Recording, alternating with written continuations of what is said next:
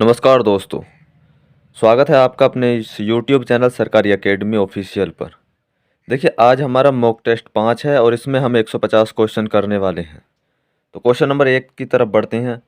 उत्तर प्रदेश परिवहन निगम के कर्मचारियों के प्रशिक्षण के लिए कहाँ पर एक प्रशिक्षण संस्थान की स्थापना की गई है? तो यह कानपुर इसका सही आंसर हो जाएगा, कानपुर में की गई है। क्वेश्चन नंबर 2, उत्तर प्रदेश में कुल कितने रेल मंडल हैं? तो उत्तर प्रदेश में कुल कितने रेल मंडल हैं? तो 9 रेल मंडल हैं।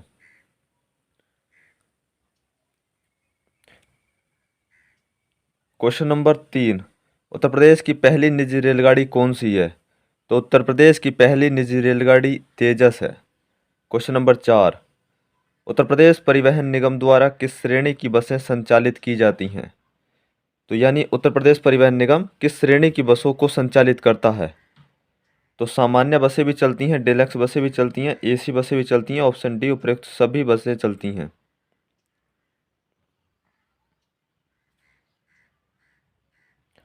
क्वेश्चन नंबर 5, उत्तर प्रदेश का सबसे लंबा राष्ट्रीय राजमार्ग कौन सा है? तो national highway 34। Question number 6, M2 तथा M3 श्रेणी के वाहन पूर्वांचल एक्सप्रेसवे पर कितनी रफ्तार पर चल सकेंगी? तो 100 kilometre per hour.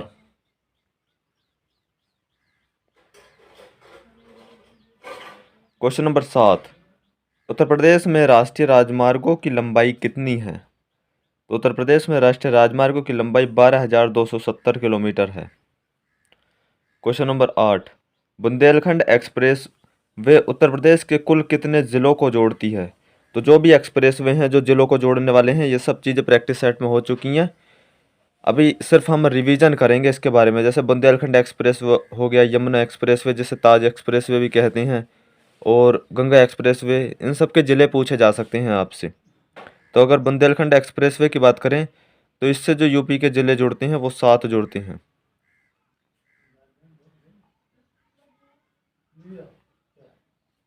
Question number 9, national highway 509 को पहले किस नाम से जानते थे? तो पहले नेशनल हाईवे 93 के नाम से जानते थे। क्वेश्चन नंबर 10, राष्ट्रीय राजमार्ग 21 का पुराना नाम क्या था? राष्ट्रीय राजमार्ग 21 का पुराना नाम नेशनल हाईवे 11 था। जो भी नेशनल हाईवे के पुराने नाम और नए नाम हैं, ये हमें याद ज़रूर करने हैं, क्योंकि यहाँ से क्वेश्चन ज़रूर पूछा जाएगा। क्वेश्चन नंबर 11, राष्ट्रीय राजमार्ग 927 उत्तर प्रदेश के किस जिले से होकर गुजरती है? तो ये किस जिले से होकर गुजरती है? तो ये बहराइच से होकर गुजरती है। क्वेश्चन नंबर 12, राष्ट्रीय राजमार्ग 330 की कुल लंबाई उत्तर प्रदेश में कितनी है? तो कितनी है भाई? 248 किलोमीटर है। जो राष्ट्रीय राजमार्ग 330 है, इसकी यूपी में लंबाई 248 किलोमीटर है। देखिए, जो नेशनल हाईवे हैं इनके बारे में अगर चाहते हो जल्दी चीज़ें याद करना, तो आपको पूरा उत्तर प्रदेश का मैप आपके दिमाग में होना चाहिए। आपको पता होना चाहिए कि उत्तर प्रदेश का कौन सा जनपद किस जगह पर अपनी किस जगह पर स्थित है। जब सारे जनपदों का पता होगा तो इन चीज़ों को याद करना बहुत ईजी हो जाता है। क्वेश्चन नंबर 13 की तरफ बढ़ते हैं। क्वेश्चन नंबर 13 क्या है?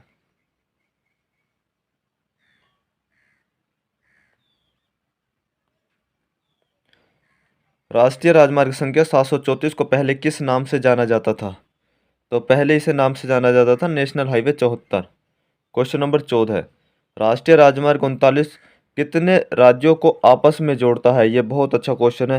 राष्ट्रीय राजमार्ग 39 कितने राज्यों को जोड़ता है? तो इसका सही आंसर हो जाएगा दोस्तों, 3 राज्यों को ये जोड़ता है। क्वेश्चन नंबर 15, राष्ट्रीय सड़क मार्गों की कुल लंबाई में उत्तर प्रदेश का स्थान कितना है? अगर सड़क मार्गों की बात की जाए तो इसमें यूपी का जो स्थान है वो दूसरा है कुल लंबाई के मामले में। अगर पहले स्थान की बात करें तो फिर महाराष्ट्र का है।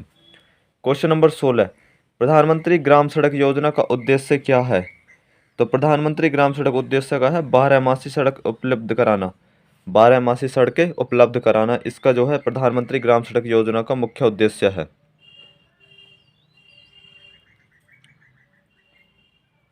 क्वेश्चन नंबर 17, उत्तर प्रदेश सड़क परिवहन निगम स्थापना के समय कितने मार्गों पर बसों का संचालन होता था?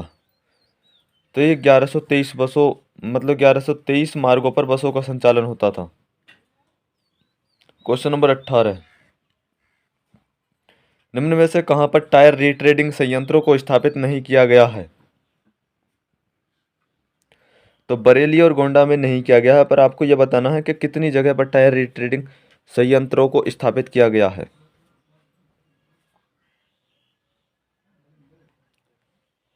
क्वेश्चन नंबर 19, दुनिया में सबसे बड़ी बस परेड के लिए किसे जाना जाता है? जैसे गिनीज बुक में रिकॉर्ड दर्ज कराया गया था, तो उत्तर प्रदेश परिवहन निगम को जाना जाता है।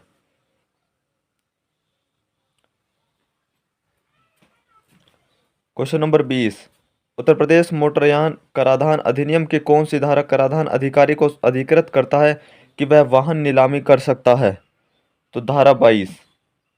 क्वेश्चन नंबर 21, फेम योजना किससे संबंधित है? तो फेम योजना बहुत इंपॉर्टेंट है, इससे क्वेश्चन आएगा। फेम योजना से जरूर एक दो क्वेश्चन देखने को मिलेगा।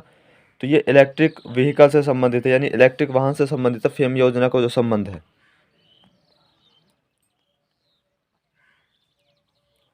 Question number 22, vehicle scrap policy 2023 क्या है? व्हीकल स्क्रैप पॉलिसी 2023 क्या है? तो यह है 15 साल से अधिक पुराने वाहनों पर प्रतिबंध लगाना या उन्हें स्क्रैप करना। क्वेश्चन नंबर 23 की तरफ बढ़ते हैं। क्वेश्चन नंबर 23 क्या कहता है? क्वेश्चन नंबर 23 है, सरकार द्वारा ई वाहनों पर कितने प्रतिशत कर लगाया जाता है?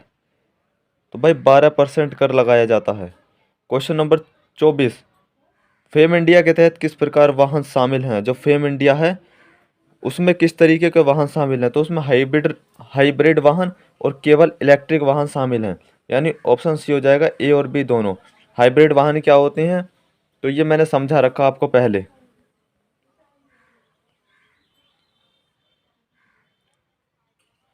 क्वेश्चन नंबर 25, वाहनों में पेट्रोल के जलने से निम्न धातु वायु को प्रदूषित करती है। तो कौन सी ऐसी धातु होती है जो पेट्रोल के जलने से वायु को प्रदूषित करती है? तो लेड, जिसे सीसा भी कह देते हैं, लेड या सीसा।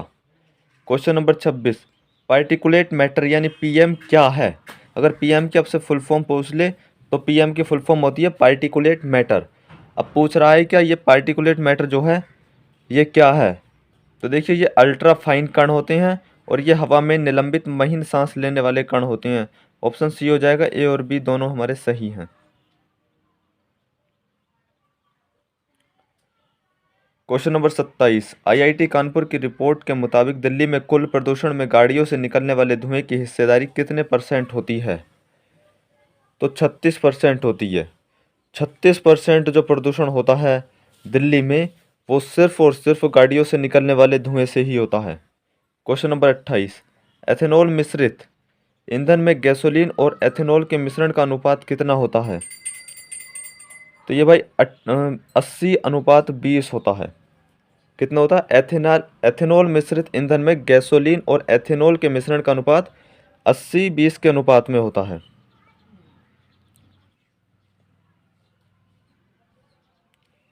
क्वेश्चन नंबर 29, सिगरेट के धुएं में मुख्य प्रदूषक क्या होते हैं? तो मुख्य प्रदूषक कार्बन मोनोऑक्साइड और बेंजीन होते हैं। जो सिगरेट का धुआं होता है उसमें कार्बन मोनोऑक्साइड और बेंजीन इसके मुख्य प्रदूषक हैं। क्वेश्चन नंबर 30, जैव ईंधन पर राष्ट्रीय नीति 2018 के अनुसार निम्नलिखित में से कौन मूलभूत जैव ईंधनों में शामिल है? तो जैव डीजल और जैव सीएनजी हैं, यानी ऑप्शन डी सही हो जाएगा, बी और सी। क्वेश्चन नंबर 31, निम्नलिखित में से कौन सा एक वायु प्रदूषण के जैविक सूचक का कार्य करता है? तो जैविक सूचक का कौन सा कार्य करता? तो ये लाइकेन है। वायु प्रदूषण के जैविक सूचक का कार्य करता है लाइकेन।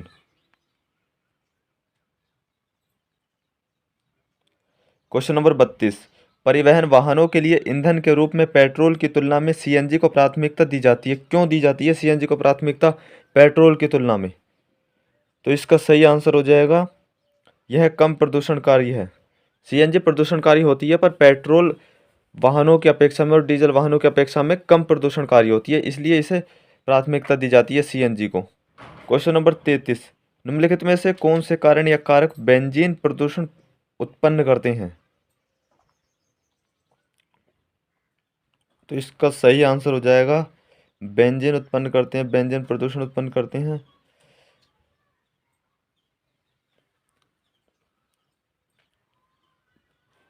देखिए, स्वचालित वाहन द्वारा निष्कासित पदार्थ और तंबाकू का धुआं भी करता है, लकड़ी का जलना भी करता है, रोगन किए गए लकड़ी के फर्नीचर का उपयोग, ये भी। तो ऑप्शन ई हो जाएगा उपयुक्त सभी। क्वेश्चन नंबर 34, वाहन स्क्रैप नीति 2023 कब से लागू हुई है? तो वाहन स्क्रैप पॉलिसी 2023 जो है ये कब से लागू हुई है? तो ये 1 अप्रैल 2023 से लागू हुई है।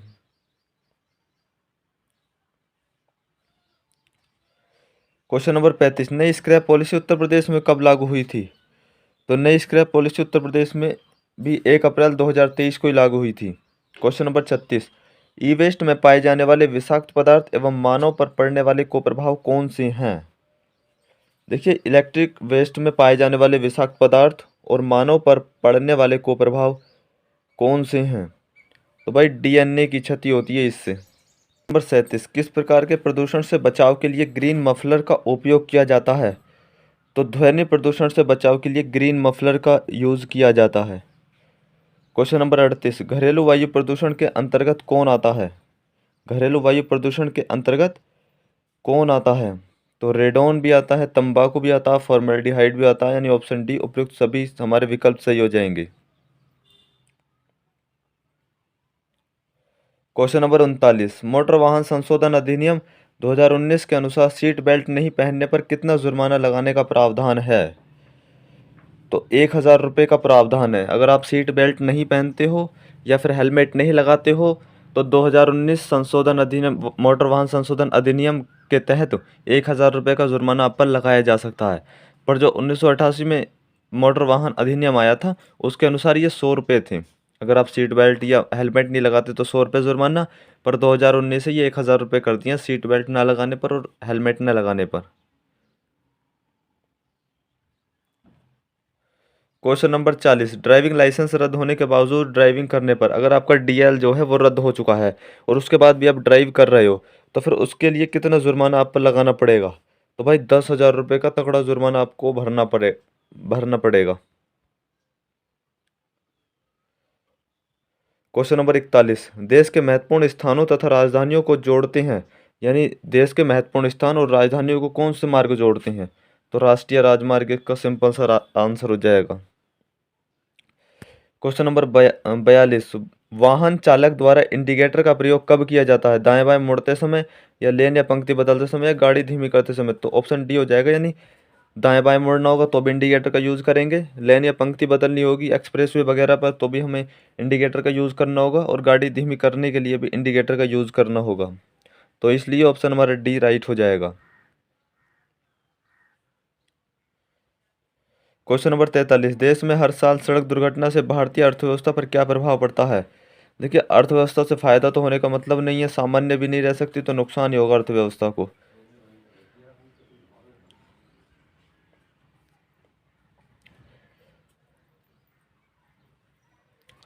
क्वेश्चन नंबर 44, जहां रास्ता लगाकर पीली रेखा से चिन्हित किया गया हो उसे वाहनों को पीली रेखा को स्पर्श करते हुए चलाना चाहिए, पीली रेखा को पार करते हुए चलाना चाहिए, या पीली रेखा को न तो छूना चाहिए और न ही पार करना चाहिए, या उपयुक्त में से कोई नहीं? तो इसका सही आंसर हो जाएगा पीली रेखा को न तो छूना चाहिए न ही पार करना चाहिए, ऑप्शन सी हमारा सही हो जाएगा। क्वेश्चन नंबर 45, ओवरटेकिंग कब निषिद्ध है, यानी ओवरटेक करना कब निषिद्ध माना जाएगा?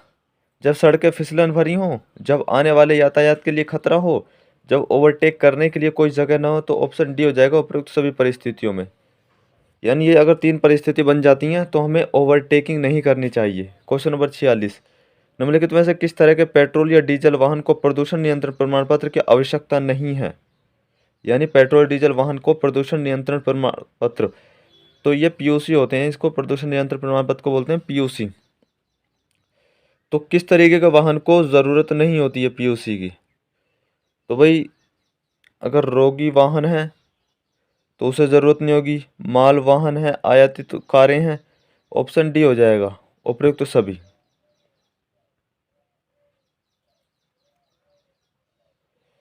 क्वेश्चन नंबर 47, विदेशी प्रतिनिधि या राजदूत के वाहन पर नंबर प्लेट का रंग कैसा होता है? तो नीले रंग की नंबर प्लेट होती है। क्वेश्चन नंबर 48, वाहन में ईंधन भरते समय क्या नहीं करना चाहिए? अगर आप वाहन में ईंधन भर रहे हो तो उस समय हमें क्या नहीं करना चाहिए? तो हमें सिगरेट नहीं पीनी चाहिए। पानी पी सकते हो, खाना खा सकते हो, बातचीत नहीं करनी चाहिए, बातचीत तो कर सकते हो, पर सिगरेट नहीं पीनी चाहिए।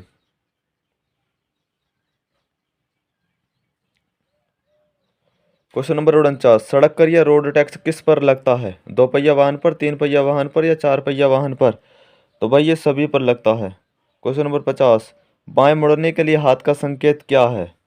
बाएं मुड़ने के लिए हाथ का संकेत क्या है? तो दाहिनी भुजा को एक घड़ी की विपरीत दिशा में घुमाएं, ऑप्शन बी करेक्ट हो जाएगा। यानी अगर आप बाएं मुड़ना चाहते हो तो अपने हाथ से जो संकेत दोगे तो दाईं भुजा को एक घड़ी की विपरीत दिशा में घुमाएं।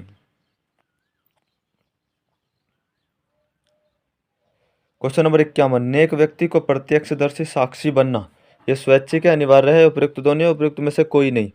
तो भाई उपयुक्त दोनों, यानी वो अनिवार्य है, प्रत्यक्षदर्शी साक्षी बन भी सकता है कि उसके सामने दुर्घटना हुई, कह भी सकता है, उसकी स्वेच्छा है, तो उपयुक्त दोनों ये सही आंसर हो जाएंगे। नेक व्यक्ति की मैं फिर बता देता हूँ, ये गुड समैरिटन कहलाता है। नेक व्यक्ति या गुड समैरिटन कुछ भी देखने को मिल सकता है। क्वेश्चन नंबर 52, आप एक जंक्शन पर आते हैं जहां एक अनिवार्य बायां मोड़ है, हालांकि आसपास कोई ट्रैफिक नहीं है और आप दाएं मुड़ना चाहते हैं, आपको क्या करना चाहिए? तो भाई हमें संकेत के निर्देशों का पालन करना चाहिए, चाहे रास्ता बिल्कुल खाली ही क्यों ना हो, फिर भी हमें संकेत के निर्देशों का पालन जरूर करना चाहिए। Question number 53, RTO form number 2 का उपयोग होता है। देखिए ये जो फॉर्म नंबर 2 हैं या फिर और भी जो फॉर्म नंबर हैं, इन्हें एक क्वेश्चन आपको देखने को मिल सकता है, जो भी हम करा रहे हैं इन्हें बस करके चले जाना। जैसा आरटीओ फॉर्म नंबर 2 के बारे में पूछा है इन्होंने, क्या इसका क्या है? तो लर्निंग लाइसेंस के लिए जब आप आवेदन करते हो ना, तो आरटीओ फॉर्म नंबर 2 का आप यूज़ करते हो। कभी भी आप देखना, जब लर्निंग लाइसेंस के लिए अप्लाई करोगे, जो फॉर्म भरा जाता तो उसके ऊपर लिखा हुआ था, छोटे अक्षरों में होता सबसे ऊपर, फॉर्म नंबर 2, इस तरीके से। अभी क्वेश्चन नंबर 54 की तरफ बढ़ते हैं।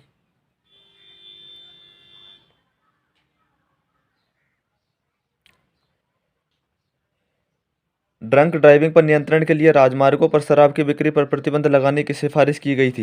देखिए ड्रंक ड्राइविंग ना करें लोग, इसके लिए उन पर नियंत्रण लगाया जाए, तो इस चीज़ की जो सिफारिश है वो किस समिति ने की थी? बहुत ही अच्छा क्वेश्चन है दोस्तों। तो ये की थी के एस राधा कृष्णन समिति ने। इसके बारे में मैंने बताया भी था आपको अच्छे से एक्सप्लेन करके, जब प्रैक्टिस सेट अपने चल रहे थे। क्वेश्चन नंबर 55, ब्राजीलिया सड़क सुरक्षा घोषणा 2015 में कौन सा लक्ष्य निर्धारित किया गया है? तो ये भी बहुत ही अच्छा क्वेश्चन है कि कौन सा लक्ष्य इनमें से निर्धारित किया गया है। तो भाई अगले एक दशक में सड़क दुर्घटना मृत्यु की संख्या आधा करना, ये इसका लक्ष्य है ब्राजीलिया सड़क सुरक्षा घोषणा का। और भारत ने जो हस्ताक्षर किए थे इस घोषणा पत्र पर, वो 2015 में ही किए थे।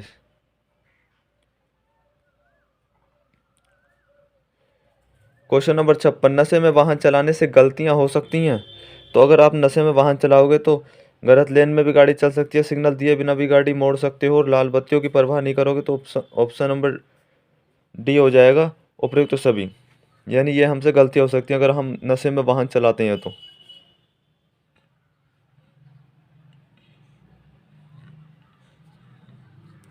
क्वेश्चन नंबर 57, पहाड़ पर वाहन ले जाते समय निम्न में से किसका पालन नहीं करना चाहिए?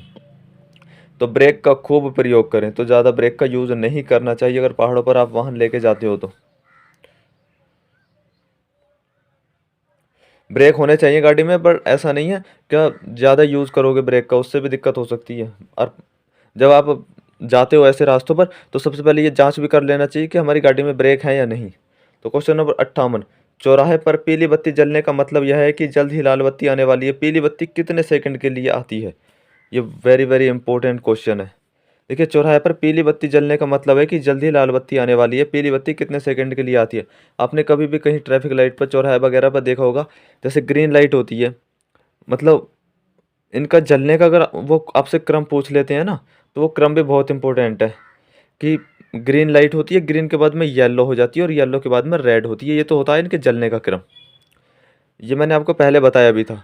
सबसे पहले ग्रीन, फिर अब येलो, येलो के बाद में रेड, इस तरीके का इनका क्रम चलता रहता। अब उन्होंने पूछा है, जब आप ग्रीन लाइट पे क्रॉस करते हो तो वो बीच में पीली लाइट जल जाती है, उसका कारण ये होता है कि कोई वाहन अगर बीच में है तो वो पार कर जाए, बट पीली लाइट को देखकर आपको रुक जाना है। अगर आपका ट्रैफिक आ रहा है और आपको पीली लाइट दिख जाती है तो आपको रुक जाना है। तो वो यही कह रहे हैं कि पीली लाइट के बारे में बता दो भाई, पीली लाइट कितने सेकंड के लिए जलती है। तो भाई ये जलती है मात्र 3 सेकंड के लिए। कितने समय के लिए? 3 सेकंड के लिए जलती है। अभी क्वेश्चन नंबर 59 की तरफ बढ़ते हैं। पेट्रोलियम का परिवहन करने वाले वाहन जब लोडिंग या अनलोडिंग कर रहे हो तब क्या करना चाहिए? तो भाई टैंकर सही जगह खड़ा करें, बिल्कुल हैंड ब्रेक लगाएं, ये भी बैटरी कट ऑफ स्विच बंद कर दें, ये भी ऑप्शन डी उपयुक्त। तो सभी विकल्प हमारे सही हो जाएंगे। क्वेश्चन नंबर 60, भारत में माल परिवहन को प्रभावी बनाने में सहायक सिद्ध हो सकता है। तो सहायक सिद्ध क्या हो सकता है? मेक इन इंडिया, आत्मनिर्भर भारत और डिजिटल इंडिया। ऑप्शन डी उपयुक्त सभी। क्वेश्चन नंबर 61, परिवहन के क्षेत्र में प्रौद्योगिकी किस प्रकार महत्वपूर्ण हो सकती है? परिवहन के क्षेत्र में प्रौद्योगिकी जो है किस प्रकार महत्वपूर्ण हो सकती है? तो गति और दक्षता, यातायात प्रबंधन, सुरक्षा और दक्षता। ऑप्शन नंबर डी उपयुक्त सभी। कहीं पर भी उपयुक्त सभी लिखा हुआ आ जाए बस उसे टिक मार देना, आपका सही हो जाएगा क्वेश्चन, जब आपको क्वेश्चन का ना पता हो तो। क्वेश्चन नंबर 62, परिवहन उद्योग में कृत्रिम बुद्धिमत्ता का महत्वपूर्ण योगदान क्या है? ये बहुत ही अच्छा क्वेश्चन है। तो सुरक्षा के क्षेत्र में भी है कृत्रिम बुद्धिमत्ता, जो जिसको एआई कहते हैं, आर्टिफिशियल इंटेलिजेंस। देखिए एआई से क्वेश्चन जरूर बनेंगे आपके यहाँ, तो बनेंगे कंप्यूटर में भी, आपको 2-3 क्वेश्चन एआई से संबंधित देखने को मिलेंगे। सुरक्षा के क्षेत्र में भी, दक्षता के क्षेत्र में भी, स्थिरता के क्षेत्र में भी। ऑप्शन नंबर डी उपयुक्त सभी क्षेत्रों में देखने को मिलेंगे, महत्वपूर्ण योगदान है एआई का। क्वेश्चन नंबर 63, वाहन एवं सारथी एप्लीकेशनों का विकास किसके द्वारा किया गया था? वाहन एवं सारथी एप्लीकेशनों का जो विकास है वो किसके द्वारा किया गया था? तो राष्ट्रीय सूचना विज्ञान केंद्र के द्वारा। क्वेश्चन नंबर 64, बीएच सीरीज के वाहनों के मालिकों को डीजल गाड़ियों पर कितने प्रतिशत का अतिरिक्त टैक्स भुगतान करना पड़ेगा? तो भाई 2% कम, 2% तक। क्वेश्चन नंबर 65, ऑरेंज रंग किस प्रकार के ईंधन को सूचित करता है? तो ऑरेंज रंग जो है ये किस तरीके के इंजन को सूचित करता है? तो ये डीजल को सूचित करता है। देखिए ये एक स्टिकर होता है, ऑरेंज रंग का स्टिकर, ग्रीन कलर के स्टिकर। ये अपने स्टिकर देखे होंगे, ये जब गाड़ी चलाते हैं तो गाड़ी के मतलब अंदर की तरफ लगे हुए होते हैं, जिससे पेट्रोल पंप वगैरह पे आप जाते हो तो उन्हें पूछने की ज़रूरत नहीं पड़ती, उन्हें पता चल जाता है कि ये जो वाहन है इसमें डीजल या पेट्रोल या सीएनजी किस तरीके का चलने वाला है। तो अगर आपके उस शीशे पर अंदर की तरफ लगा रहता हो ऑरेंज कलर का एक स्टिकर, तो उसका मतलब है कि आपका जो वाहन है वो डीजल से चलने वाला वाहन है। क्वेश्चन नंबर 66, उत्तर प्रदेश सरकार द्वारा एचएसआरपी नंबर लगवाने के लिए अंतिम समय सीमा कब तक दिया गया था? तो ये 15 फरवरी 2023। क्वेश्चन नंबर 67 की तरफ बढ़ते हैं। सफ़ेद रंग की नंबर प्लेट लगाई जाती है, इलेक्ट्रिक वाहनों पे तो लगवाई नहीं जाती भाई, ना तो व्यावसायिक पे लगवाई जाती है, निजी वाहनों के प्रयोग के लिए लगवाई जाती है। जो खुद आप चलाते होगे तो आपके बाइक या कार पे जो होगी वो सफ़ेद रंग की नंबर प्लेट होगी। क्वेश्चन नंबर 68, यूरो मानदंड आधारित उत्सर्जन मानकों के कार्यान्वयन के लिए किस समिति का गठन किया गया था? तो किस समिति का गठन किया गया था भाई? तो मार्शेलकर समिति का गठन किया गया था। यार कोई भी क्वेश्चन होगा आपसे बच नहीं पाएगा, इतना याद रखना आप। इतने क्वेश्चन आपको करा दिए जाएंगे, डेफिनेटली बहुत ही अच्छा स्कोर करोगे आप। क्वेश्चन नंबर 69, वाहन प्रदूषण से संबंधित नियम किस अधिनियम में परिभाषित हैं? तो किस अधिनियम में परिभाषित? केंद्रीय मोटर वाहन अधिनियम 1989 में। भाई वाहन प्रदूषण से संबंधित नियम किस अधिनियम में परिभाषित है? तो केंद्रीय मोटर वाहन अधिनियम 1989 में परिभाषित हैं।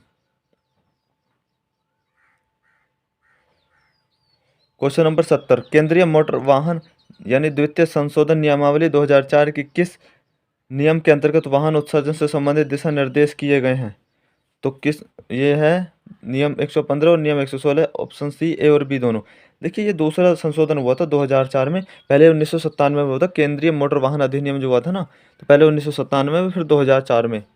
तभी यहाँ पे लिखा हुआ कि द्वितीय संशोधन 2004। ये जो क्वेश्चन है ना, केंद्रीय मोटर वाहन अधिनियम 1997 से भी एक आधा क्वेश्चन आपको देखने को मिल जाएगा। और क्वेश्चन नंबर 71, वाहन चालक की क्या जिम्मेदारियां होती हैं? उनके पास एक मान्य ड्राइविंग लाइसेंस तो होना चाहिए, वाहन पंजीकृत होना चाहिए, ये भी। वाहन चलाते समय सीट बेल्ट का अवश्य प्रयोग करें, तो ये भी ऑप्शन डी उपयुक्त सभी।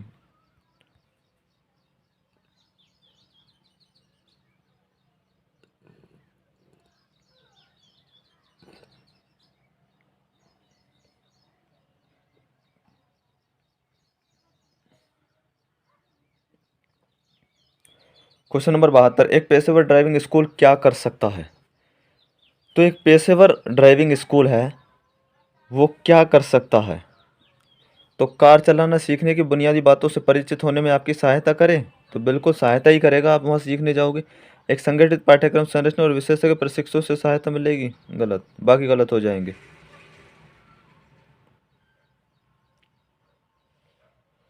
क्वेश्चन नंबर 73, सड़क परिवहन और राजमार्ग मंत्रालय का क्या उद्देश्य है?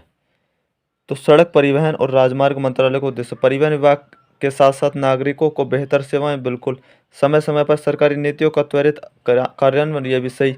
अन्य सरकारी विभागों तक वाहन डीजल संबंधी जानकारी की त्वरित पहुंच, ये भी सही। ऑप्शन डी उपयुक्त सभी विकल्प सही हो जाएंगे।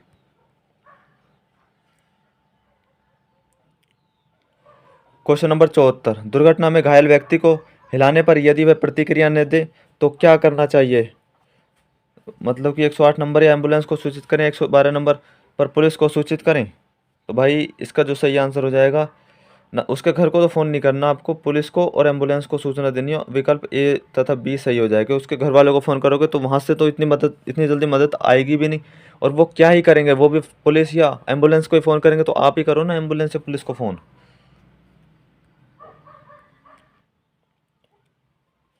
क्वेश्चन नंबर 75, यातायात संकेत प्रदर्शित करता है। ये यातायात संकेत क्या प्रदर्शित करता है कि इधर से वाहन जा सकता है, उधर से वाहन नहीं आ सकता है। यानी ये जो क्वेश्चन है, ये भाई एक तरफा ट्रैफिक नियम को दर्शाता है कि इधर से तो वाहन जा सकता है पर उधर से वाहन नहीं आ सकता।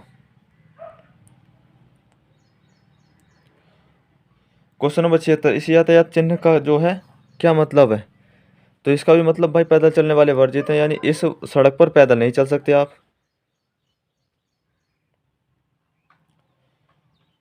क्वेश्चन नंबर 77, इस सड़क चिन्ह का क्या अर्थ है? देखिए सड़क चिन्हों से तो क्वेश्चन डेफिनेटली मिलेंगे। मैं तो ये कह रहा हूँ 5 क्वेश्चन भी आपको मिल जाएंगे। ये 5 क्वेश्चन भी अगर आपको मिल जाते हैं तो कोई हैरानी वाली बात नहीं है, और ये क्वेश्चन बहुत अच्छे से कर जाओगे। तो सड़क दाईं तरफ यू आकार में मुड़ी है। सड़क दाएं तरफ तो ये हो गया ना आपके, तो इस तरफ यू आकार में मुड़ी है। ऐसे जाओ, ये यू आकार में सड़क मुड़ चुकी है। और इस तरफ होता तो सड़क बाईं तरफ यू आकार में मुड़ी है।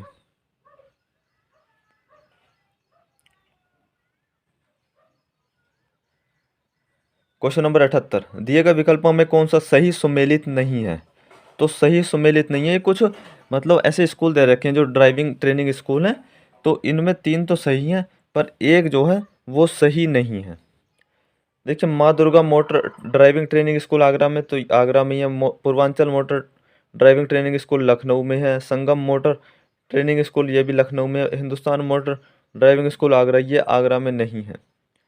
क्वेश्चन नंबर 79, नीले रंग के गोले से क्या संकेत मिलता है? अगर नीले रंग का गोला है तो उसे क्या संकेत मिलेगा? तो आदेशात्मक अनुदेश।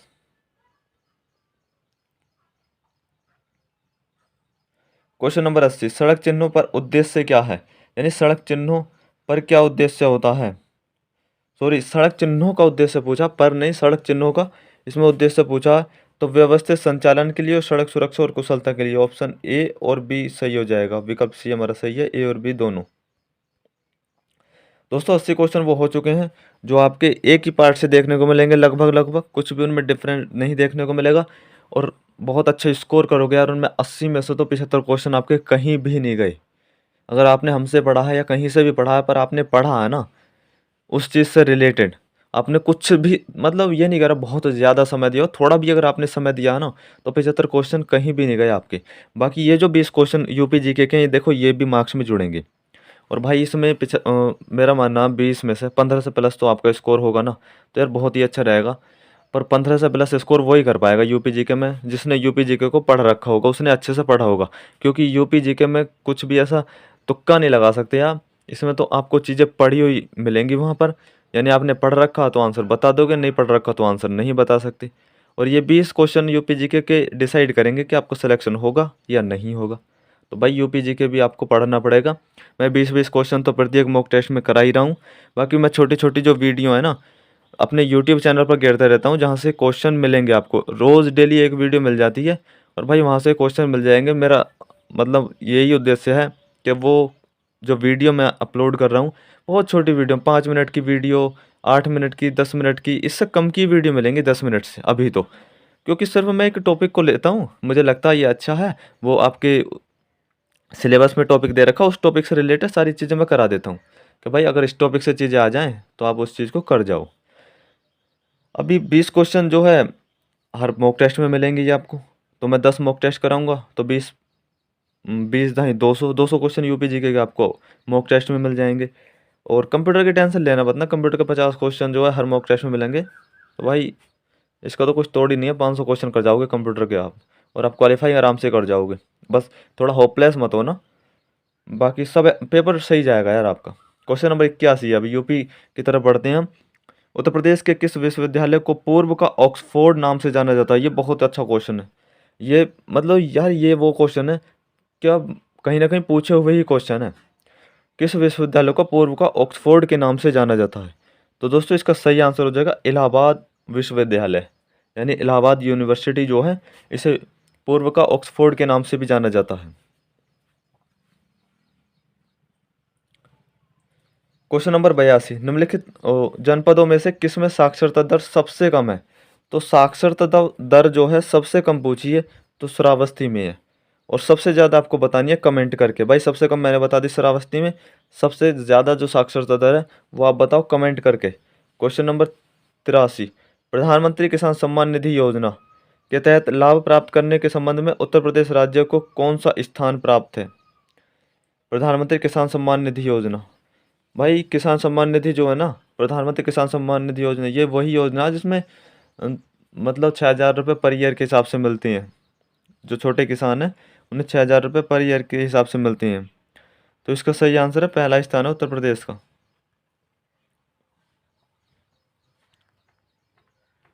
क्वेश्चन नंबर 84, उत्तर प्रदेश में किसान बही योजना लागू की गई थी। किसान बही योजना उत्तर प्रदेश में कब लागू की गई थी? योजनाओं से जो भी क्वेश्चन आएंगे सब हम करा देंगे आपको। 1992 में। दोस्तों एक मैं क्लास लेके आऊँगा जिसमें कंप्लीट योजनाएं मैं आपको करा दूंगा, जितनी भी योजनाओं से क्वेश्चन अभी तक भी पूछे गए हैं ना, जितने भी PYQ हैं सभी को मैं निपटा दूंगा। एक छोटी सी क्लास आ जाएगी 15-20 मिनट की, उसमें सारी योजनाएं उत्तर प्रदेश की निपट जाएंगी, क्योंकि एक दो क्वेश्चन भाई वहाँ से मिल जाएगा, आप कर जाओगे आराम से। तो उत्तर प्रदेश में किसान बही योजना लागू की गई थी भाई, 1992 में लागू की गई थी। क्वेश्चन नंबर 85, अब तक उत्तर प्रदेश में कितनी महिलाएं मुख्यमंत्री पद पर रही हैं? ये तो बहुत अच्छा क्वेश्चन है। मुख्यमंत्री पद पर अब तक कितनी महिलाएं रही हैं? तो दो रही हैं, एक तो सुचेता कृपलानी और एक मायावती। अभी क्वेश्चन नंबर 86 की तरफ बढ़ते हैं। उत्तर प्रदेश का एकमात्र मुक्त विश्वविद्यालय जाना जाता है, किस नाम से जाना जाता है? उत्तर प्रदेश का जो मुक्त विश्वविद्यालय है वो किस नाम से जाना जाता है? तो भाई राजर्षि पुरुषोत्तम दास टंडन मुक्त विश्वविद्यालय। क्या राजर्षि पुरुषोत्तम दास टंडन मुक्त विश्वविद्यालय? ये पुरुषोत्तम दास टंडन जो थे ना, ये हमारे उत्तर प्रदेश के स्वतंत्र उत्तर प्रदेश के, अपना जब देश आज़ाद हो गया था तो ये पहले विधानसभा स्पीकर थे पुरुषोत्तम दास टंडन। और पहले अपने जो CM थे वो आपको पता ही होगा, वो गोविंद वल्लभ पंत जो थे, ये उत्तर प्रदेश के स्वतंत्र प्रदेश के पहले चीफ मिनिस्टर थे। क्वेश्चन नंबर 87, उत्तर प्रदेश के निम्नलिखित जिलों में से कहाँ अनुसूचित जातियों की जनसंख्या सर्वाधिक है? तो अनुसूचित जनजातियों की जनसंख्या जो है यहाँ पर सर्वाधिक है, तो भाई सीतापुर में। अनुसूचित जातियों की जनसंख्या सर्वाधिक सीतापुर में है।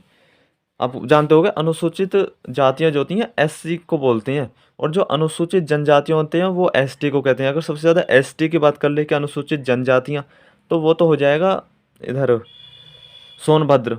और उन्होंने पूछा अनुसूचित जातियाँ सर्वाधिक कहाँ पर है, तो वो सीतापुर में है। और सबसे कम जो अनुसूचित जातियाँ हैं वो कहाँ पर है उत्तर प्रदेश में? तो भाई वो बागपत में है। बागपत में जो है अनुसूचित जातियों की संख्या सबसे कम है उत्तर प्रदेश में, और ये सबसे छोटा क्षेत्र है मतदाताओं की दृष्टि से भी। अभी नेक्स्ट क्वेश्चन की तरफ चलते हैं। 87 क्वेश्चन हमारे हो चुके हैं, 88वें क्वेश्चन की तरफ अब हम बढ़ते हैं।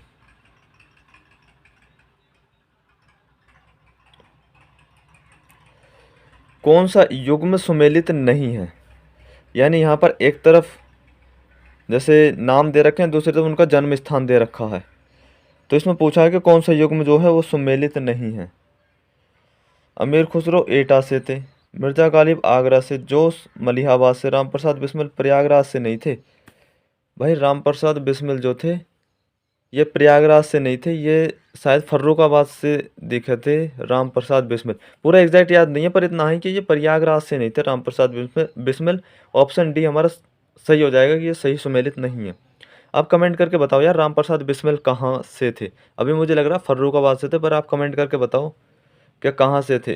क्वेश्चन नंबर 89 यानी उनका जन्म स्थान क्या था राम प्रसाद बिस्मिल जी का। क्वेश्चन नंबर 89 निम्नलिखित में से कौन एक कथक कलाकार नहीं है। भाई कथक कलाकार इनमें से कौन नहीं है। किशन महाराज नहीं है, बिरजू महाराज है, लच्छू महाराज है, सितारा देवी है। ऑप्शन बी हमारा सही हो जाएगा। अभी क्वेश्चन नंबर 90 की तरफ बढ़ते हैं। 6वीं शताब्दी ईसा पूर्व के दौरान मथुरा के आसपास के क्षेत्र को क्या कहा जाता था। तो क्या कहा जाता था, सूरसेन। क्वेश्चन नंबर 91 नवाब शुजाउद्दौला की बेगम का प्रसिद्ध मकबरा बहू बेगम का मकबरा निम्नलिखित में से किस स्थान पर स्थित है। तो फैजाबाद में। क्वेश्चन नंबर 92 ताज अंतर्राष्ट्रीय हवाई अड्डे का निर्माण किया जा रहा है। तो ताज अंतर्राष्ट्रीय हवाई अड्डे का जो निर्माण है वो कहाँ किया जा रहा है, गौतम बुद्ध नगर जनपद में। ताज एक्सप्रेस वे जो है ना वो गौतम बुद्ध नगर को और आगरा से जोड़ने का काम करता है, और ताज अंतर्राष्ट्रीय हवाई अड्डे का निर्माण गौतम बुद्ध नगर जनपद में किया जा रहा है। क्वेश्चन नंबर 93 उत्तर प्रदेश में परमाणु ऊर्जा केंद्र स्थापित है। भाई उत्तर प्रदेश में परमाणु ऊर्जा केंद्र जो है वो कहाँ स्थापित है, तो नरोरा में।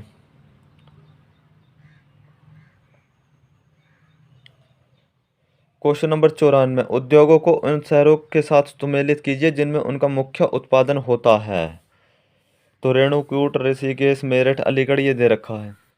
तो अलीगढ़ के तो ताले बहुत फेमस हैं, मेरठ में खेल का सामान मिलता है, और जी ऋषिकेश ऋषिकेश और रेणुकूट हमारे जो है वो बच चुके हैं। तो भाई रेणुकूट में एल्युमिनियम उद्योग है, रेणुकूट में एल्युमिनियम उद्योग है। अब बचा ऋषिकेश, तो ऋषिकेश जो एंटीबायोटिक प्लांट। तो पहले का 4 और दूसरे का दूसरा, ये कट जाएंगे ये भी, और मेरठ तीसरे का पहला। ऑप्शन सी हमारा सही हो जाएगा। क्वेश्चन नंबर 95 उत्तर प्रदेश में स्कूल ऑफ पेपर टेक्नोलॉजी स्थित है।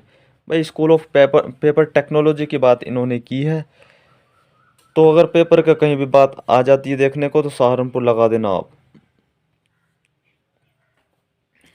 क्वेश्चन नंबर 96 उत्तर प्रदेश में मॉडर्न कोच फैक्ट्री कहाँ स्थापित है।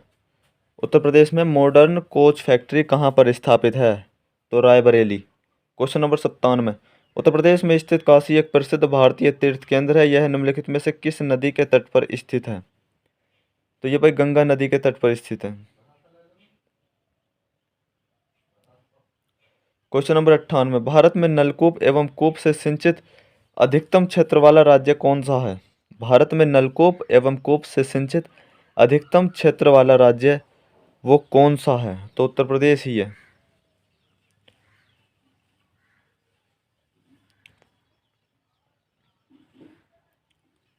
क्वेश्चन नंबर 99 भारत के राज्यों में उत्तर प्रदेश किस उत्पाद का सबसे बड़ा उत्पादक नहीं है। तो गेहूं का भी है, गन्ने का भी है, आलू का भी है, पर फूलों का नहीं है। ऑप्शन ए हमारा सही हो जाएगा। क्वेश्चन नंबर 100 कौन सा राज्य भारत का शक्कर का प्याला कहा जाता है। तो शक्कर का प्याला किसे कहा जाता है, तो उत्तर प्रदेश को, क्योंकि उत्तर प्रदेश में सबसे ज़्यादा गन्ना उगाया जाता है। देखिए ये 100 क्वेश्चन हम करवा चुके हैं आपको कंप्लीट, जो आपको फाइनल सिलेक्शन दिलाने में महत्वपूर्ण भूमिका निभाएंगे। अभी जो 50 क्वेश्चन हम कंप्यूटर के करने वाले हैं ये भी फाइनल सिलेक्शन में आपको बहुत ज़्यादा भूमिका निभाएंगे। अगर आपका मामला इसमें ज़ीरो है तो आप कुछ नहीं कर पाओगे फिर, क्योंकि आप 100 के 100 सही कर जाओ, कंप्यूटर में आप फेल हो जाते हो तो आपका कोई फ़ायदा नहीं होगा उन 100 में 100 करने का। उसमें तो आपको एक्सीलेंट मेहनत करनी है, पर कंप्यूटर में भी आपको मेहनत करनी है। आप एक्सीलेंट मत करो पर मेहनत ज़रूर करो, क्योंकि ऐसा ना हो कि भाई कंप्यूटर में आप डिस्क्वालीफाई कर गए, क्योंकि यूपी ट्रिपल एससी एग्ज़ाम को लेगी कंप्यूटर ठीक ठाक पूछती है, वो इतना बेकार है कंप्यूटर वो पूछती नहीं है। और एक चीज़ मैं आपको बता देता हूँ क्योंकि 17 क्वेश्चन करने, नेगेटिव मार्किंग भी है। ऐसा नहीं है कि 17 के बोले 17-50 में से तो हो ही जाएंगे। जब नेगेटिव मार्किंग होती है ना, तो वो आपको बहुत नीचे भी ले आती है, जब हमें किसी चीज़ की नॉलेज नहीं होती है। और मुझे तो ऐसा लग रहा है कि अगर आप पढ़ के नहीं जाओगे, या फिर क्योंकि वहाँ पर प्रेशर इतना ज़्यादा हो जाएगा ना, बहुत ज़्यादा, फिर आपको बहुत ज़्यादा दिक्कत होगी और आपका जो पेपर है ना वो बिगड़ जाएगा। जब आप मतलब इतना ज़्यादा माइंड पे प्रेशर बना लोगे अपने, तो कंप्यूटर में पास होना भी बड़ा मुश्किल हो जाएगा। तो सबसे पहली चीज़ तो ये है, अगर आप वहाँ नहीं भी जानते, आपको पता भी नहीं ना क्वेश्चन के बारे में, तो आराम से बैठो, कोई जल्दबाजी करने की ज़रूरत नहीं, कोई दिक्कत करने की ज़रूरत नहीं। अगर मन गवाही दे तो क्वेश्चन को अटैम्प्ट करो, गवाही ना दे तो क्वेश्चन को अटैम्प्ट मत करना बिल्कुल भी। क्योंकि तुक्के तब हमारे सही जाते हैं जब हमारा मन गवाही देता है, क्योंकि हमने वो चीज़ें कहीं ना कहीं पढ़ी हुई होती हैं, तभी हमारी चीज़ें वो सही जाती हैं। तो मैं आपको यही बताऊंगा कि तुक्का आप वहाँ पर लगाएं जहाँ आपको लगे कि हाँ मुझे तुक्का लगाना चाहिए। अगर नहीं लग रहा ना, तो मत लगाओ, क्योंकि 4 विकल्पों में 3 विकल्प गलत होते हैं, ये हमेशा याद करना। और इंसान सबसे पहले क्या करता है, गलत विकल्प को ही एलिमिनेट कर जाता है, सबसे जो सही विकल्प होता है उसे सबसे पहले हटाता है, बोले ये नहीं होगा, बाकी 3 में वो कॉन्ट्रैक्ट करता रहता है कि ये होगा और वो होगा। तो भाई अगर ये चीज़ों का सामना ना करना पड़े आपको, तो पहली चीज़ तो आप ये क्वेश्चन करके चले जाओ, आपका फ़ायदा रहेगा। बाकी इच्छा आपकी है, जैसा आपको सही लगता है। अभी हम पहले क्वेश्चन की तरफ बढ़ते हैं। कंप्यूटर के संदर्भ में सॉफ्टवेयर का अर्थ इन्होंने पूछा है कि सॉफ्टवेयर का क्या अर्थ है। तो कंप्यूटर प्रोग्राम, भाई सॉफ्टवेयर तो आप जानती होगे, हार्डवेयर जिन्हें हम हाथ से छू सकते हैं, सॉफ्टवेयर जिन्हें हमने छू नहीं सकते, जैसे जो बेसिकली जो मॉनिटर होता है उसकी स्क्रीन पर दिखाई देते हैं, वो सॉफ्टवेयर ही होते हैं। तो ये कंप्यूटर प्रोग्राम है। ह्यूमन ब्रेन या कंप्यूटर सर्किट या फ्लॉपी डिस्क, ये गलत हो जाएंगे। क्वेश्चन नंबर 2, एक एकीकृत परिपथ सामान्यतः जाना जाता है। तो ये चिप होती है, एकीकृत परिपथ सामान्यतः चिप के रूप में जाना जाता है। क्वेश्चन नंबर 3, विन जिप का क्या अर्थ है। तो विन जिप का क्या अर्थ है, यह बड़ी फाइलों को छोटी फाइलों में कंप्रेस करता है। देखिए कभी भी आप जब बड़ी फाइलों को छोटी फाइलों में कंप्रेस करते हो, तो फिर वो उसके तरीके से ही होती हैं। जैसे मैं आपको एक चीज़ समझाता हूँ, मैंने आपको कोई फाइल भेजी, वो फाइल मैंने आपको मोबाइल फ़ोन के में भेज दी कि भाई इस फाइल में देख लेना, मैंने चीज़ें आपको भेज दी हैं, नोट्स वगैरह, और वो फाइल का जो आकार है, साइज़ है, वो बड़ा है।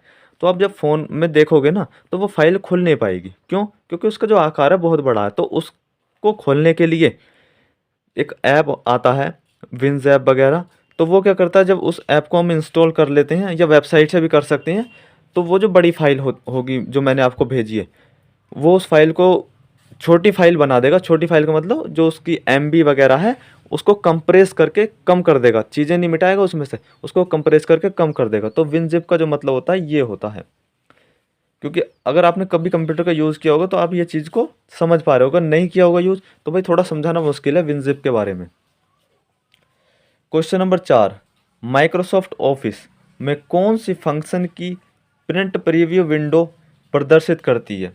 प्रिंट प्रीव्यू विंडो का यही होता है, माइक्रोसॉफ्ट ऑफिस में आपने कुछ भी कार्य किया, आप देखना चाहते हो कि ये किस तरीके का प्रिंट निकल के आएगा, तो कोई शॉर्टकट की है, वो कौन सी शॉर्टकट की है जो हमें ये दिखाएगी कि इस तरीके का अगर आप प्रिंट निकालना चाहोगे तो ऐसा आएगा। तो Ctrl+F2 शॉर्टकट की से 2-3 क्वेश्चन तो मिलेंगे ही मिलेंगे डेफिनेटली। क्वेश्चन नंबर 5, कंप्यूटर के सभी प्रमुख हिस्से से जुड़ी एकीकृत सर्किट को क्या कहा जाता है। तो भाई मदरबोर्ड कहा जाता है।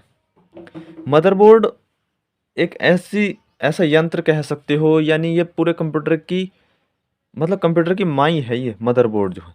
क्योंकि जितने भी फंक्शन होते हैं ना कंप्यूटर में शुरू, वो मदरबोर्ड से होते हैं। आप मदरबोर्ड निकाल के रख दो, कंप्यूटर आपका ठप हो जाएगा। मदरबोर्ड जो होता है वो आपका सीपीयू में होता है। अभी क्वेश्चन नंबर 6 की तरफ बढ़ते हैं। कौन सा कंप्यूटर पेरिफेरल आपको भौतिक छवि या दस्तावेज की प्रतिलिपि बनाने और उसे डिजिटल छवि के रूप में अपने कंप्यूटर पर सहेजने की सुविधा प्रदान करता है। तो ये क्वेश्चन हर प्रैक्टिस सेट में देखने को आपको मिल रहा है। स्कैनर ये काम करता है, जो आपका फ़ोटो है उसको स्कैन करके और अपने पास रख लेता। भौतिक छवि का मतलब वो होता है जब फिजिकली आप उसे छू सकते हो, और डिजिटली चीज़ों को छू नहीं सकते आप। समझ रहे हो आप? अभी आपने कहीं फॉर्म अप्लाई करने गए होगे, कोई फॉर्म अगर आप भरवाते हो तो वो आपकी मार्कशीट वगैरह या आधार कार्ड वगैरह कभी स्कैन करता है, तो स्कैनर पे स्कैन करेगा, स्कैनर पे ही तो स्कैन करेगा। जहाँ पर उसे लगाने की ज़रूरत होगी, मैं वहाँ की बात नहीं कर रहा कहीं रोल नंबर वगैरह लगाना, अगर उसे स्कैन करना है, कहीं आपकी मार्कशीट अपलोड करनी है, तो भाई वो स्कैनर में डालेगा और उसे, क्योंकि वो भौतिक रूप में है, अब वो कंप्यूटर में तो ऐसे जाएगी नहीं, तो उसका डिजिटल रूप करने में मदद स्कैनर करता है, और वो आपके कंप्यूटर में मतलब हो जाएगी, और आपका जो फॉर्म है वो भर जाएगा। ये चीज़ें जब हम जाते हैं साइबर कैफ़े वगैरह पे, अच्छे से ध्यान रखा करो, ये बहुत चीज़ें समझने में मदद करती हैं। पर हम चीज़ों को तब समझ पाते हैं जब हमें थोड़ी भी नॉलेज पहले से होती है। जब हमें नॉलेज नहीं होती तो हम उन चीज़ों को समझ नहीं पाते। क्वेश्चन नंबर 7, प्लॉटर्स 2 प्रकार के होते हैं जिनके नाम क्या है। सबसे पहली चीज़ तो ये, प्लॉटर्स काम क्या करते हैं। बड़े-बड़े आपने बैनर देखे होंगे लगे हुए शहरों में, गाँवों में, मतलब चुनाव प्रचार के लिए, तो वो प्रिंटर तो उन्हें नहीं निकाल सकते इतने बड़े को। तो प्लॉटर्स काम करते हैं बड़े-बड़े बैनर बनाने के लिए। अब वो कह रहा है प्लॉटर्स 2 प्रकार के होते हैं। तो हमें हमसे जो है यहाँ पर इन्होंने नाम पूछे हैं उन प्लॉटर्स के। तो ड्रम और फ्लैट बेड, ऑप्शन सी हमारा सही हो जाएगा। ड्रम और फ्लैट बेड 2 टाइप के प्लॉटर्स होते हैं, 2 प्रकार के। क्वेश्चन नंबर 8, किसका प्रयोग ऑब्जेक्टिव आंसर शीट को सुधारने के लिए किया जाता है। CD रोम, बारकोड, MICR। तो OCR का किया जाता है। ये चीज़ें आपने पढ़ रखी होंगी, CD रोम, बारकोड, MICR, इनका यूज़ किस लिए किया जाता है और OCR का किस लिए किया जाता है। जो आप ऑफलाइन एग्ज़ाम में बैठते हो ना, तो जहाँ पर भी आप ऑफलाइन एग्ज़ाम में बैठोगे, जब वो कॉपी जो आपकी चेक होगी, कोई व्यक्ति चेक नहीं करता उस कॉपी को, कंप्यूटर द्वारा चेक होती है। और कंप्यूटर में किस तरीके से चेक होती है, यानी ये जो OCR है कंप्यूटर में, OCR उसे चेक करने का काम करता है। आपकी जो आंसर की होती है उसे OCR द्वारा चेक किया जाता है।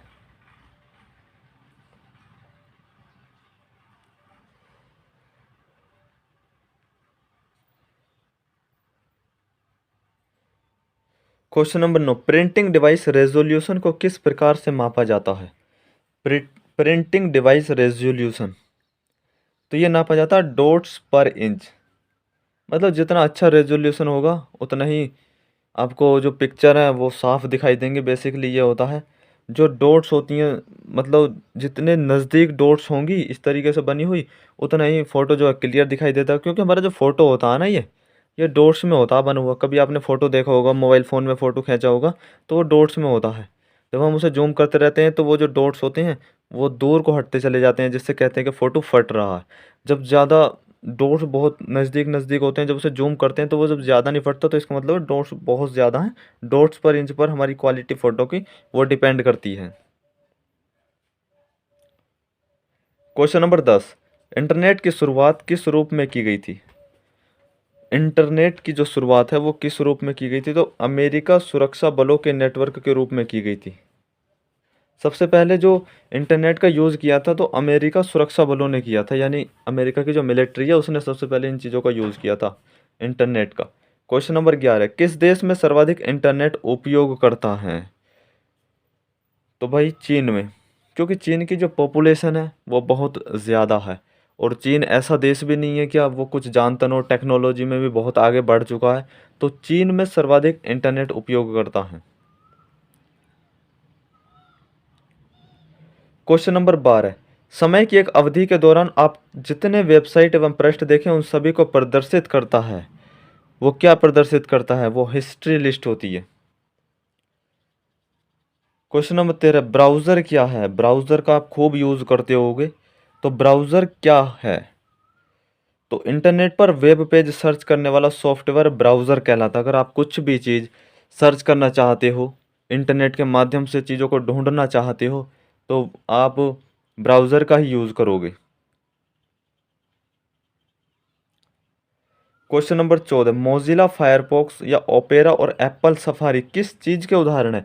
ये वेब ब्राउज़र हैं या इंटरनेट है, वर्ल्ड वाइड वेब है या वेब सर्वर है। तो मोजिला फायरफॉक्स, ओपेरा वगैरह या एप्पल सफारी। तो भाई ये बहुत ही आसान क्वेश्चन है, वेब ब्राउज़र है, क्योंकि इनका भी कभी ना कभी आपने यूज़ किया होगा चीज़ों को ढूंढने में, सर्च करने में। क्वेश्चन नंबर 15, आपकी ब्लैकलिस्ट पर प्रेषक के ईमेल हमेशा किस फोल्डर में पाए जाते हैं। आपकी ब्लैकलिस्ट पर प्रेषक के ईमेल हमेशा किस फोल्डर में पाए जाते हैं? तो ये पाए जाते हैं स्पैम में। इसका मतलब ये है कि किसी को अगर आपने ब्लॉक कर रखा है और फिर भी उधर से ईमेल आता है तो वो स्पैम में जो है, आप मतलब वो जो मैसेजेस हैं या ईमेल हैं वो स्पैम में चले जाते हैं। क्वेश्चन नंबर 16, ईमेल अटैचमेंट होता है। तो ईमेल अटैचमेंट क्या होता है? तो दूसरे प्रोग्राम का एक डॉक्यूमेंट जो ईमेल के साथ जोड़कर भेजा गया, ये अटैचमेंट होता है। 17वां क्वेश्चन है आईआरसी का तात्पर्य, यानी फुल फॉर्म पूछ ली आईआरसी की इन्होंने। तो इंटरनेट रिले चैट इसकी फुल फॉर्म होती है। क्वेश्चन नंबर 18, निम्न में से कौन सा लिनक्स का मुख्य घटक है जो हार्डवेयर के साथ इंटरेक्ट कर सकता है? तो वो कर्नेल हो सकता है, कर्नेल। कौन सा लिनक्स का मुख्य घटक है जो हार्डवेयर के साथ इंटरेक्ट कर सकता है? तो kernel.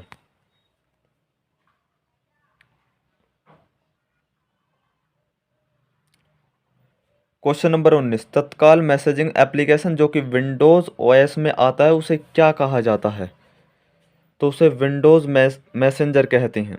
Question number 20, Windows operating system में विंडोज एक्सप्लोरर या फाइल एक्सप्लोरर खोलने के लिए किस शॉर्टकट की का यूज़ किया जाता है? तो विंडोज कुंजी प्लस ई। विंडोज कुंजी का जो साइन होता है कुछ इस तरीके से होता है, आपके जो कीबोर्ड पर होता है, और प्लस ई, यानी इस की को दबाओ और इसके साथ में ई को दबा दो तो क्या होगा, विंडोज एक्सप्लोरर खुल जाएगा। क्वेश्चन नंबर 21, उमंग ऐप का क्या उद्देश्य होता है? तो उमंग ऐप का जो उद्देश्य होता है वो फास्ट ट्रैक मोबाइल गवर्नेंस होता है। क्वेश्चन नंबर 22, टाइप किए गए टेक्स्ट की सहायता से नेट पर बात करने के लिए किस शब्द का प्रयोग किया जाता है? तो किस शब्द का प्रयोग किया जाता है? चैटिंग का।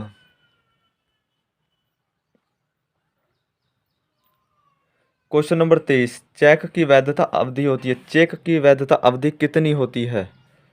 तो इशू डेट से 3 महीने तक। चेक की वैधता आपको पता होगा, चेक जो होते हैं जहाँ से मतलब कि पैसे वगैरह निकाल लेते हैं हम। जैसे सपोज़ करो आपको चेक चाहिए, मेरे पास मतलब कैश नहीं है और मैंने चेक काट के दे दिया, एक चेक बुक होती है उसमें चेक काट के मैंने आपको दे दिया कि भाई ये इतना चेक है 10,000 का या 20,000 का, और आप बैंक से निकाल लेना। तो आप निकाल सकते हो, मतलब मेरे अकाउंट से पैसे निकाल सकते हो आप। पर आप चाहो कि मैं तो 3 महीने बाद निकालूंगा, तो 3 महीने बाद नहीं निकाल पाओगे। उस चेक चेक की जो लिमिट होती है ना, वो आज मैंने इशू कर दिया, उसके 3 माह तक ही वो वैलिड रहेगा, उसके बाद में नहीं निकाल सकते आप पैसे। क्वेश्चन नंबर 24, आरटीजीएस में टी का क्या अर्थ है? वेरी वेरी इंपॉर्टेंट क्वेश्चन है। आजकल ऐसे क्वेश्चन भी पूछ लेते हैं कि किसी की फुल फॉर्म पूरी ना पूछकर एक शब्द की फुल फॉर्म पूछ लेता है। तो इन्होंने जैसे टी की फुल फॉर्म पूछ ली है, तो टी का जो अर्थ है वो टाइम है, आरटीजीएस में इसकी फुल फॉर्म में ये टाइम आ जाएगा। क्वेश्चन नंबर 25, आधार सीडिंग क्या है? आधार सीडिंग बैंक अकाउंट से उधार आधार जोड़ना। आधार सीडिंग बैंक अकाउंट से जब अपना आधार नंबर जोड़ते हो तो वो आधार सीडिंग कहलाता है। क्वेश्चन नंबर 26, ईबे या amazon.com किससे संबंधित है?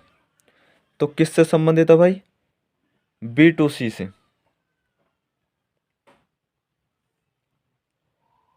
क्वेश्चन नंबर 27, वीआर का सबसे सस्ता प्रकार क्या है? वीआर का सबसे सस्ता प्रकार सिमुलेशन पर आधारित। क्वेश्चन नंबर 28 की तरफ बढ़ते हैं। प्रॉक्सी सर्वर का प्रयोग किसके लिए किया जाता है? प्रॉक्सी सर्वर का जो यूज़ है वो किसके लिए किया जाता है? तो डाटाबेस एक्सेस के लिए रिक्वेस्ट।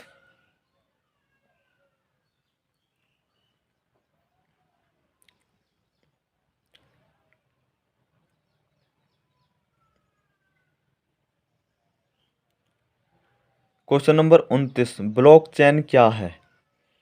तो भाई ब्लॉकचेन बड़ा डिस्ट्रीब्यूटेड P2P नेटवर्क है।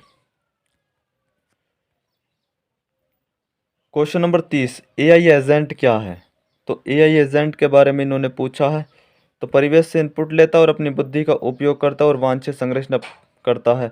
रोबोट के बाद लाइन को नियंत्रित करने वाला एक एम्बेडेड प्रोग्राम, सेंसर के माध्यम से अपने वातावरण को समझता है और एक्चुएटर्स के माध्यम से उस वातावरण पर कार्य करता है। तो ऑप्शन डी हो जाएगा। जितने भी ये विकल्प दे रखे हैं ये सभी हैं, यानी एआई एजेंट जो है, जो आर्टिफिशियल इंटेलिजेंस है, ये सभी काम करता है। क्वेश्चन नंबर 31, एआई में प्रस्ताव प्रतीकों की कुल संख्या कितनी है? तो दो प्रस्ताव प्रतीक हैं। क्वेश्चन नंबर 32, कौन सी आर्टिफिशियल इंटेलिजेंस की शाखा है?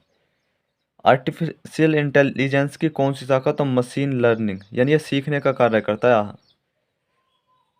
ये एआई जो होती है ये सीखने की ही ट्राई कर रहा है, जिससे कि इसका जो कार्य करने का तरीका है वो बेहतर होता जा रहा है। क्वेश्चन नंबर 33, कौन सा बाइनरी वर्गीकरण मॉडल की गुणवत्ता का एक माप जो परिशुद्धता और रिकॉल दोनों का ध्यान में रखता है? तो ये F1 स्कोर। क्वेश्चन नंबर 34, विश्लेषण को आसान बनाने के लिए डेटासेट को नए प्रतिनिधित्व में बदलने की तकनीक निम्नलिखित में से कौन सी है? तो PCA। क्वेश्चन नंबर 35, वर्गीकरण के लिए निम्नलिखित में से कौन सा सामान्य मशीन लर्निंग एल्गोरिदम नहीं है? तो लीनियर रिग्रेशन नहीं है। Question number 36, deep learning model के प्रशिक्षण के प्रत्येक युग में निम्नलिखित में से किसका निरंतर इनपुट होगा? तो निरंतर इनपुट इनमें से किसका होगा? तो इनपुट और छिपी हुई परत के बीच वजन। क्वेश्चन नंबर 37, डेटा बिंदुओं में नकारात्मक अवशेष हैं। डेटा बिंदुओं में नकारात्मक अवशेष हैं यदि वे प्रतिमान रेखा से नीचे हैं।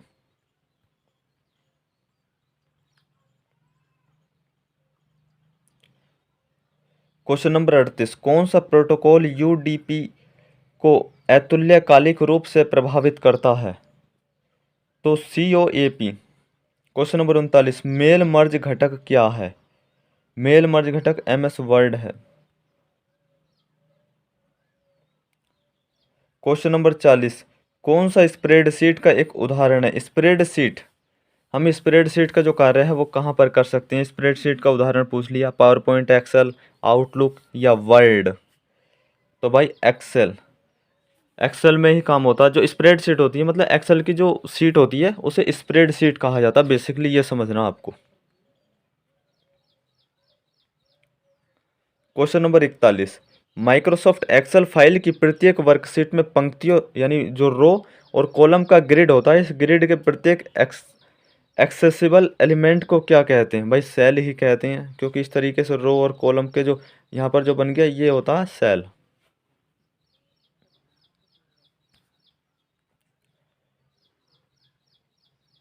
क्वेश्चन नंबर 42, MS वर्ड में आप क्या बना और चलाकर अक्सर उपयोग किए जाने वाले कार्यों को स्वचालित कर सकते हैं? हाइपर लिंक या मैक्रो, मेल मर्ज या डॉक्यूमेंट मैप? तो भाई मैक्रो।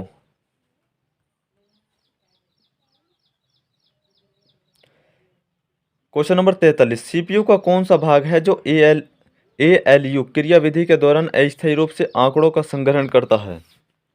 ALU की full form arithmetic logic unit होती है।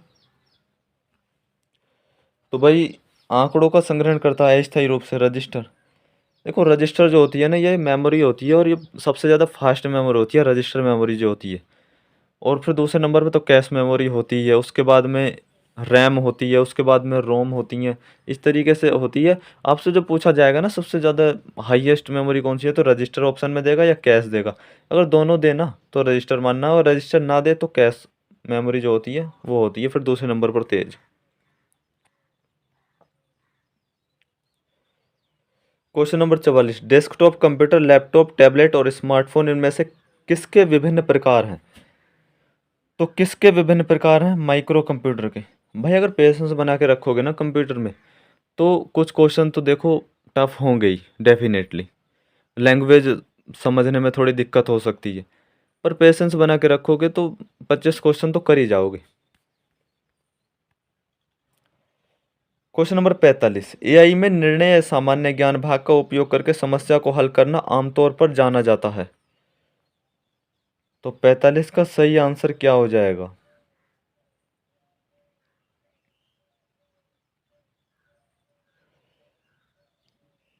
तो इसका सही आंसर हो जाएगा ह्यूरिस्टिक। ह्यूरिस्टिक। अब ये तो बहुत मतलब टफ क्वेश्चन हो जाते हैं ऐसे, इतना ज़्यादा। बस आप यही मत सोचना कि यार ये ऐसे क्वेश्चन आ जाएंगे तो क्या होगा, कुछ क्वेश्चन आसान भी तो देखने को मिलेंगे। सारे क्वेश्चन ना आसान मिलेंगे ना टफ मिलेंगे। मैं कहता हूँ अगर 5 क्वेश्चन टफ मिलेंगे ना आपको बहुत ज़्यादा, तो 10 क्वेश्चन बहुत आसान मिलेंगे। बस आप इस चीज़ पर ही फोकस करना, आसान चीज़ों को मत छोड़ना। क्वेश्चन नंबर 46, आर्टिफिशियल इंटेलिजेंस यानी एआई से कौन सा एजेंट उच्च गुणवत्ता का वर्णन करता है? तो यूटिलिटी आधारित एजेंट, मतलब कुछ वर्ड ऐसे होते हैं जो चीज़ आपने पढ़ रखी है तो वो कर जाओगे आप। जैसे अभी मैंने ये क्वेश्चन कराया एआई से संबंधित, तो एआई से तो 2 क्वेश्चन जरूर देखने को मिलेंगे आपसे, क्योंकि एआई के बारे में आप जानते हो कि मतलब कितना ज़्यादा रोला एआई का चल रहा है। अभी क्वेश्चन नंबर 47, एक ग्रीन पीसी क्या करता है? ऊर्जा का उपयोग नहीं करता या पुराने पीसी की तुलना में कम ऊर्जा का उपयोग करता है? तो भाई पुराने पीसी की तुलना में कम ऊर्जा का उपयोग करता है जो एक ग्रीन पीसी होता है। ग्रीन पीसी पुराने पीसी की तुलना में कम ऊर्जा का उपयोग करता है, बस ये चीज़ याद रखनी है। क्वेश्चन नंबर 48, क्वांटम डॉट है। अभी क्वांटम डॉट के बारे में इन्होंने पूछा है, तो ये क्या है? अर्धचालक नैनो संरचना है ये, ए सेमीकंडक्टर नैनो स्ट्रक्चर, ये क्वांटम डॉट है। क्वेश्चन नंबर 49, कंप्यूटर शब्दावली में CLI का पूर्ण रूप। तो CLI की जो फुल फॉर्म इन्होंने पूछी गई है, CLI की फुल फॉर्म पूछी है भाई इन्होंने, फुल फॉर्म होगी command line interface. Question number 50, ITR का पूरा नाम क्या है? ITR का पूरा नाम है आयकर रिटर्न, इनकम टैक्स रिटर्न। ये हम क्वेश्चन कर चुके हैं अपने, 150 क्वेश्चन हो चुके हैं। 50 क्वेश्चन कंप्यूटर के करा दिए, 100 क्वेश्चन आपके वो करा दिए जो आपको एग्ज़ाम में पूरी तरीके से बनाने की कोशिश करेंगे, यानी फाइनल सिलेक्शन में महत्वपूर्ण भूमिका निभाएंगे। क्लास आपको कैसी लगती है, कैसा ये आपको मॉक टेस्ट लग रहे हैं, आप कमेंट करके ज़रूर बताएं। और भाई यहाँ से क्वेश्चन ज़रूर देखने को मिलेंगे। अब आप ज़्यादा भटको मत ना, जो चीज़ें चल रही हैं उन्हीं चीज़ों को पढ़ते रहो, बार बार रिवीजन करते रहो, डेफिनेटली आपका हो जाएगा, कोई दिक्कत वाली बात नहीं है। धन्यवाद।